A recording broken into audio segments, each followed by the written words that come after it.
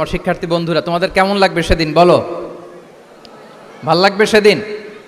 আমরা সেদিনের সেই মাহেন্দ্রক্ষণে যেন আমরা রিওয়ার্ডেড হতে পারি, পুরস্কৃত হতে পারি, সেই প্রত্যাশা আমরা আল্লাহর কাছে রাখছি। আমরা সবাই পড়ছি আল্লাহুম্মা আমিন। তো এই যে বিশাল এক কর্মযজ্ঞ তোমরা শেষ করেছো, আল্লাহর কালামকে তোমরা হেফজ করেছো, এখানেই শেষ নয়। This is just beginning. এটা কেবল শুরু। এটা কেবল কি? এটা কেবল শুরু। এই যে মাইল ফলক তোমরা স্পর্শ করেছো, এরপরে অনেক দূর তোমাদেরকে যেতে হবে। মাইলস টু গো, অনেক দূর যেতে হবে। এখন যেটা তোমাদের করতে হবে, কনসিস্টেন্ট রিভিশনে থাকতে হবে, মোরাজা করতে হবে এই কোরআনকে। এই কোরআনকে হেফজ করে ফেলা এটা সহজ, কিন্তু এটাকে টিকিয়ে রাখা বড্ড কঠিন। আমরা অনেক হাফেজে কোরআনদের সাথে পরিচয় হয়, তারা বলে যে শেখ হেফজ করেছিলাম কিন্তু এখন মনে নাই, ভুলে যায়। তো হেফজ করে ফেলাটা সহজ, কিন্তু এটা সিনায় রাখা মরণ অবধি, যতদিন দুনিয়াতে বেঁচে থাকি ঠিক ততদিন এই কোরআনকে প্রিজার্ভ করা, সিনাতে রাখা, এটা বড্ড কঠিন, অনেক বড় চ্যালেঞ্জ এটা তোমাদের জন্য। সো এই continuous revision of the holy Quran, এটা তোমাদের লাগবে। আল মুদাওয়ামাতু আলা কিরাআতিল কোরআন, প্রতিদিন ডেইলি বেসিসে এটা তোমাদের ডেইলি ওজিফা করে নিতে হবে।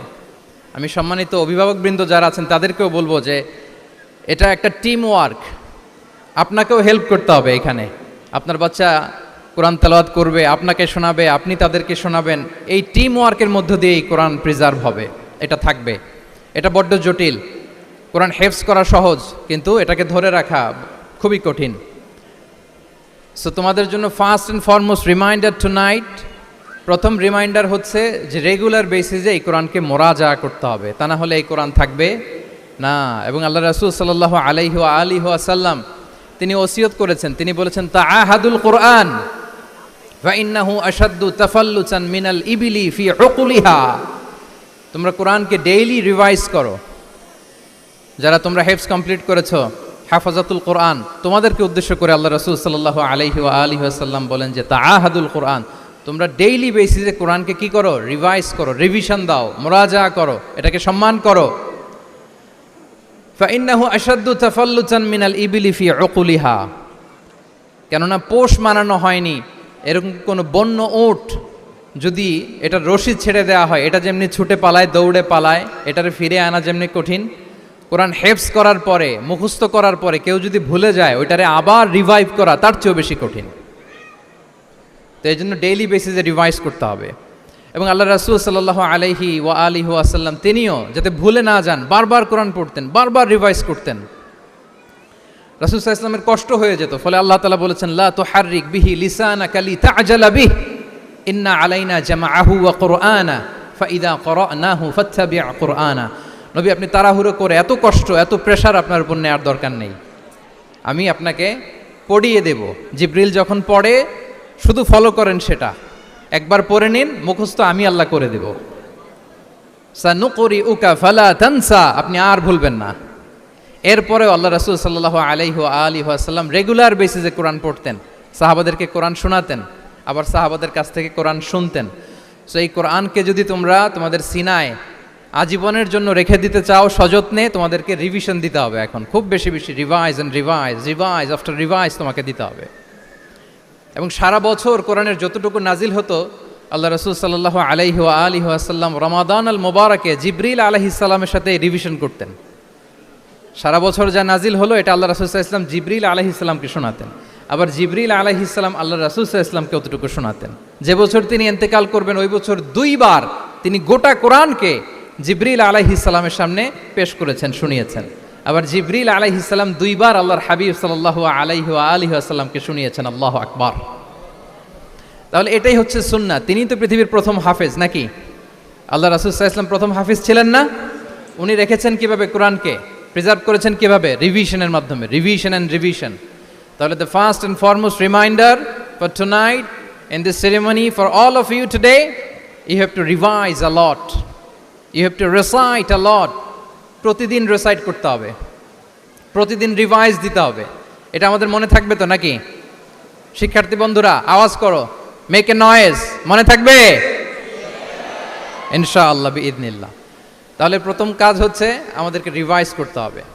পাশাপাশি এই যে 114 সূরা তোমরা এই সিনার ভিতরে নিয়ে নিলা, মুখস্থ করে ফেললা, আল্লাহ তাআলা যা বলার তিনি সব এই কোরআনে বলে দিয়েছেন, নতুন করে আর কিছু বলবেন না। এটা তো দ্য লেটেস্ট রেভেলেশন, এরপরে আর কোনো ওহী আসবে না, প্রত্যাদেশ আসবে না। ফলে আল্লাহ তাআলা আমাদেরকে যা বলার সব বলে দিয়েছেন। মুখস্থ করার বড় কাজ এখন যেহেতু শেষ, এবার আমরা বোঝার জন্য উঠে পড়ে লাগবো। কোরআনকে বুঝতে হবে আমাদের মাতৃভাষায়।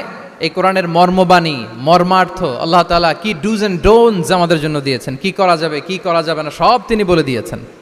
এটা আমাদেরকে বুঝতে হবে। আমরা গত বছর একটা বই লিখেছি এক নজরে কোরআন নামে। আমরা খুব সহজে 114 সূরার সামারি, সেনোপসিস এই কোরআনে নিয়ে এসেছি, এই বইটিতে নিয়ে এসেছি। ফলে কেউ কোরআনের বঙ্গানুবাদ পড়ার আগে বা তাফসির পড়ার আগে যদি এক নজর এই বইটাতে একটু চোখ বোলায়, একটু গো থ্রু করে, তার জন্য কোরআন বোঝাটা একেবারে সহজ হয়ে যাবে ইনশাআল্লাহ বিইذনিল্লাহ। এই বই ছাড়াও আরও অনেক অনেক বই সম্মানিত লেখকরা তারা লিখেছেন। আমরা যেন কোরআনের সাথে নিজেদের অ্যাটাচমেন্ট বাড়াই, মাতৃভাষায় যেন আমরা কোরআনকে বুঝি, আমরা কোরআনের অনুবাদ যেন ডেইলি বেসিসে পড়ি, কোরআনের সহজ সরল যে তাফসির আছে এই তাফসিরগুলো যেন আমরা পড়ি। এটাকে বলে তাদাব্বুর। যে আয়াত দিয়ে আমি শুরু করেছি, আফালা ইয়াতাদাব্বারুনাল কোরআন আম আলা কুলুবিন আকফালুহা, আল্লাহ বলছেন তারা কি গভীর মনোযোগের সাথে কোরআন পড়বে না, উইথ ভাস্ট কনসেন্ট্রেশন, খুব ধ্যানমগ্নতার সাথে খুব মনোযোগ দিয়ে কি তারা কোরআন পড়বে না, নাকি তাদের হৃদয়ে তালা ঝুলে আছে?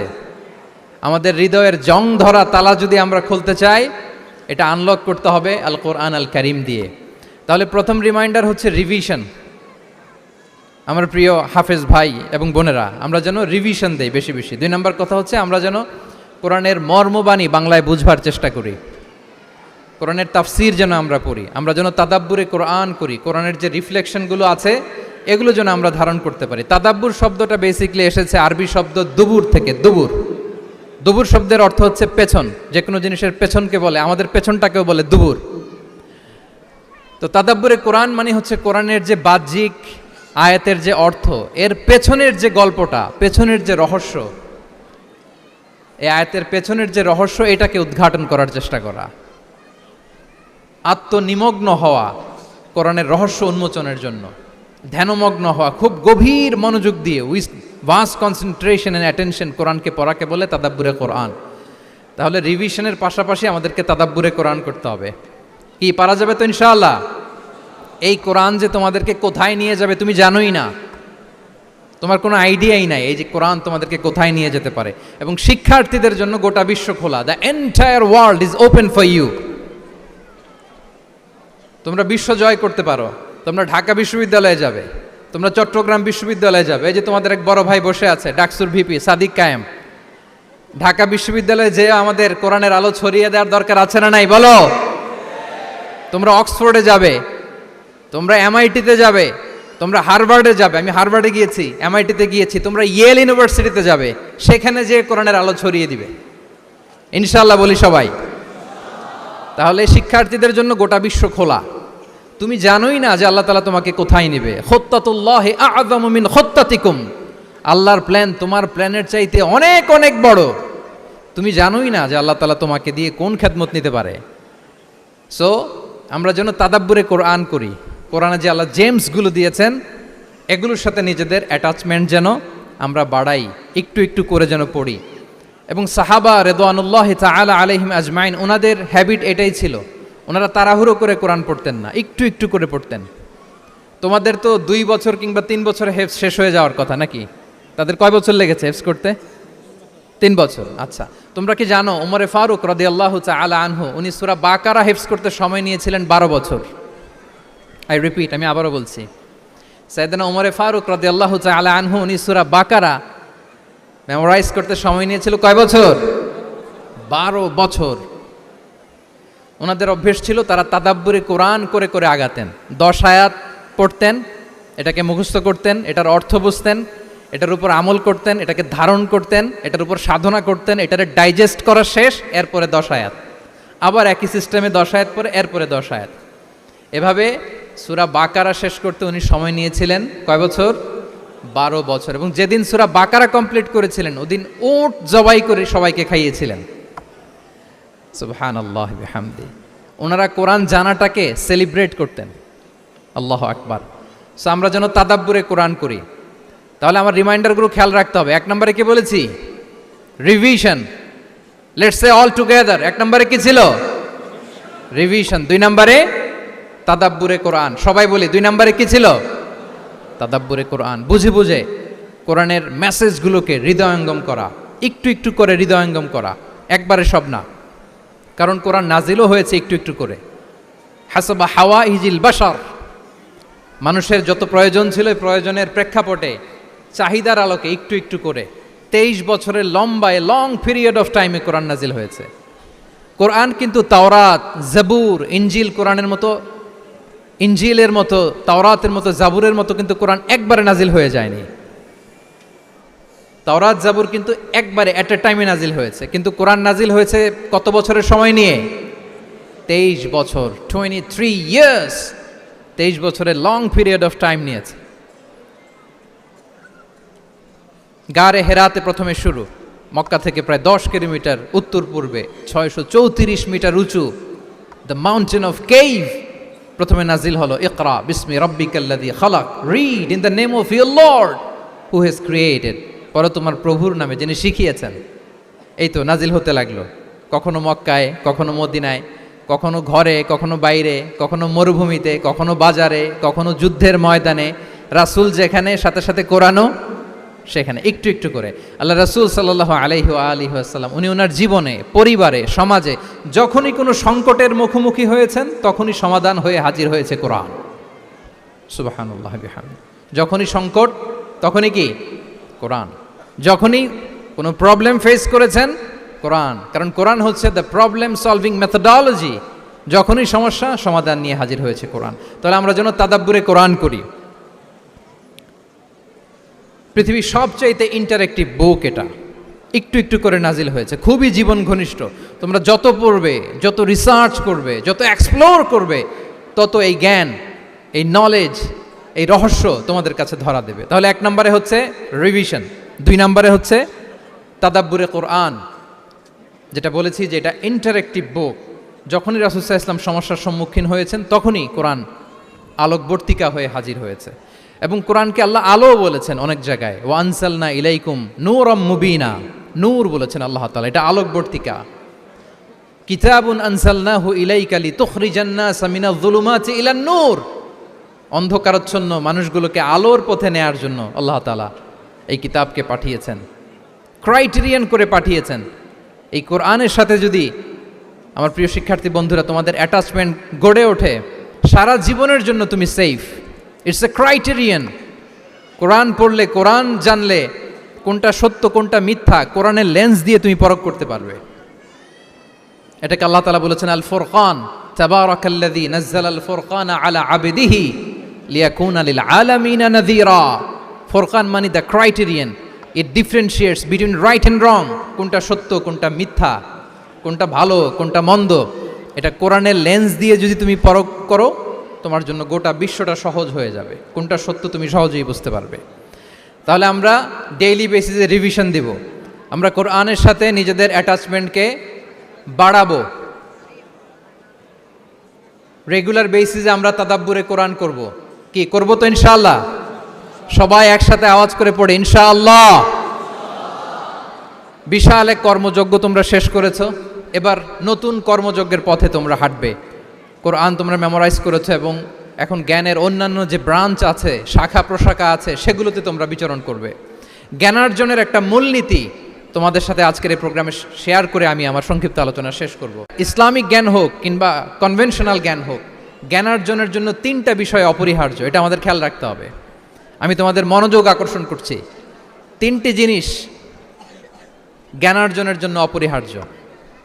1 নম্বর হচ্ছে বিনয়, 2 নম্বর হচ্ছে সফর, 3 নম্বর হচ্ছে সবর। আই রিপিট, আমি আবারও বলি, জ্ঞানার্জনের জন্য 3টা জিনিস লাগে, এটা যে কোনো জ্ঞান হোক, লাগবেই, ইটস এ মাস্ট, কম্পালসারি। 1 নম্বরে হচ্ছে বিনয়, 2 নম্বরে সফর, 3 নম্বরে সবর। এবার আমি জিজ্ঞেস করি, তোমাদের মুখ থেকে আমি শুনতে চাই, বলো জ্ঞানার্জনের জন্য অপরিহার্য বিষয় কয়টা? এক নম্বরে বিনয়, 2 নম্বরে সফর, 3 নম্বরে সবর। এই তিনটাই লাগবে। বিনয়ী হইতে হবে, ডাউন টু আর্থ হইতে হবে। বিনয়ী না হলে, মুতাওয়াদি না হলে আল্লাহ তাআলা এলেমের নূর দিয়ে ওই ব্যক্তিকে ধন্য করেন না। বিনয়ী হইতে হবে। বলা যাবে না যে আমি সব শিখে ফেলছি, আমি সব জানি, আসলে কিছুই জানি না, আসলে কিছুই জানি না। অনেক পড়াশোনা করার একটা বড় সুবিধা হচ্ছে আমি যে কিছুই জানি না এটা জানা যায়। যারা অনেক পড়াশোনা করে, গভীর জ্ঞান অর্জন করে, অনেক পড়াশোনা করার একটা বড় ফায়দা হচ্ছে যে এটা জানা যায় সব শেষে যে আমি কিছুই জানি না। আবুন নওয়াস একটা চমৎকার কবিতা লিখেছেন। উনি বলেছেন, ফাকুল্লিমা ইয়াদদাই ফিল ইলমি ফালসাফাতান হাফিজতা শাইআন ওয়া গাবাত আনকা আশিয়াউ। যে বলে যে আমি সব জানি, তুমি তার বৃদ্ধাঙ্গুলি দেখিয়ে বলা তুমি কিছুই জানো না, তুমি অল্প কিছু জেনেছো।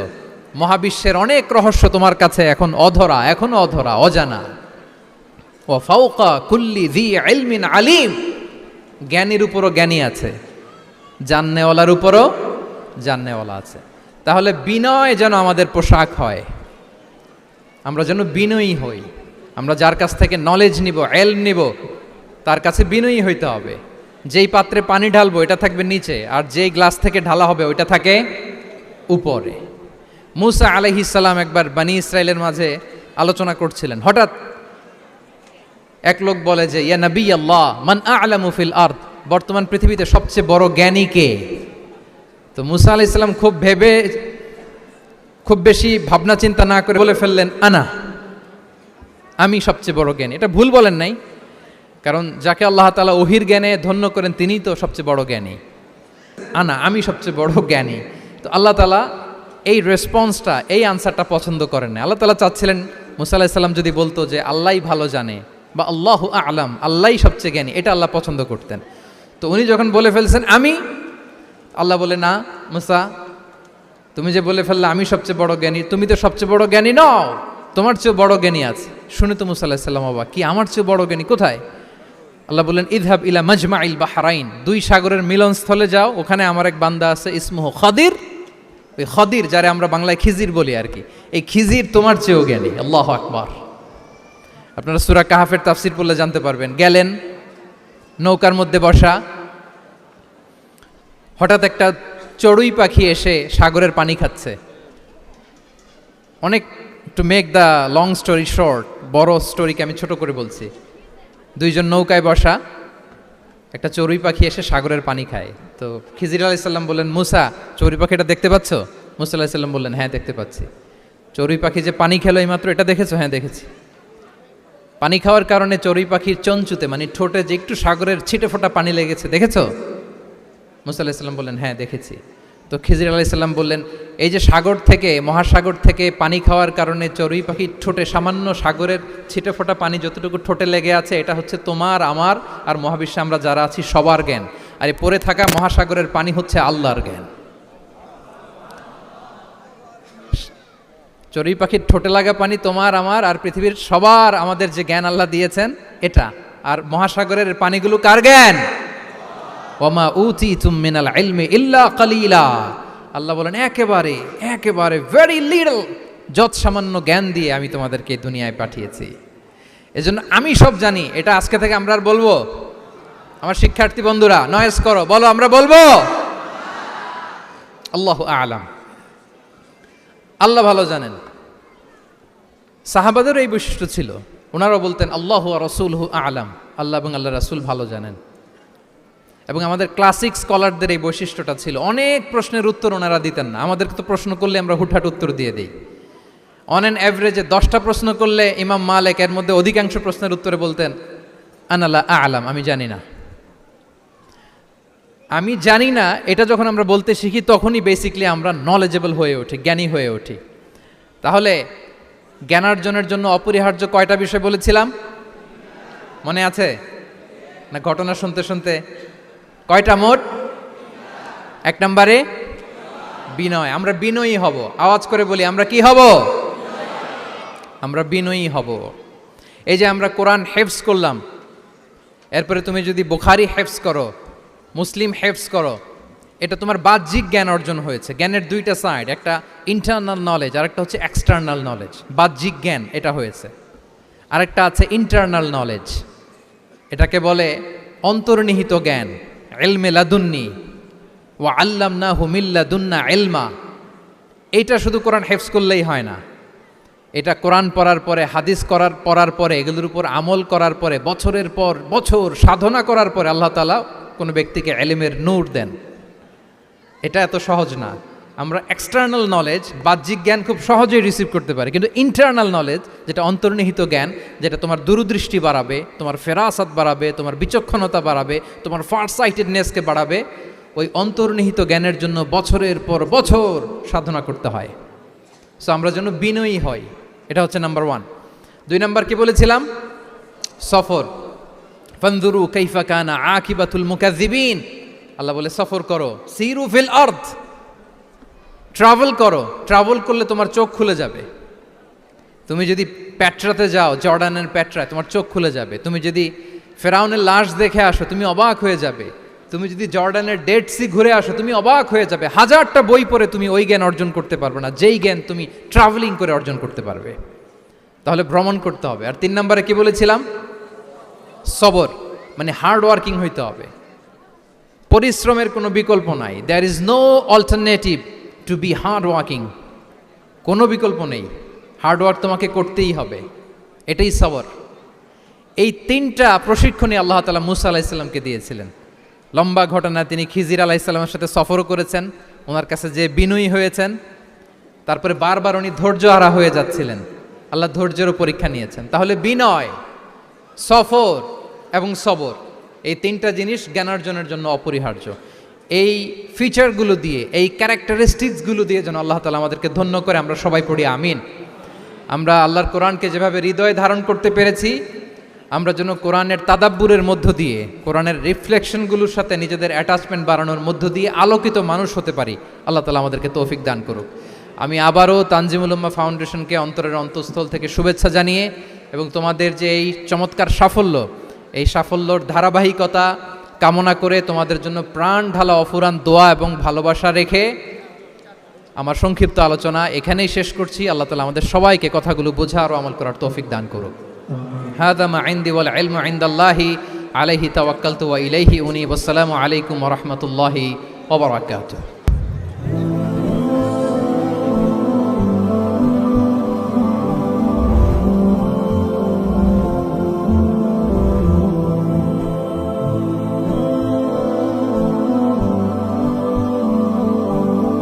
Rose TV 24. Enjoy by listening to the Holy Quran.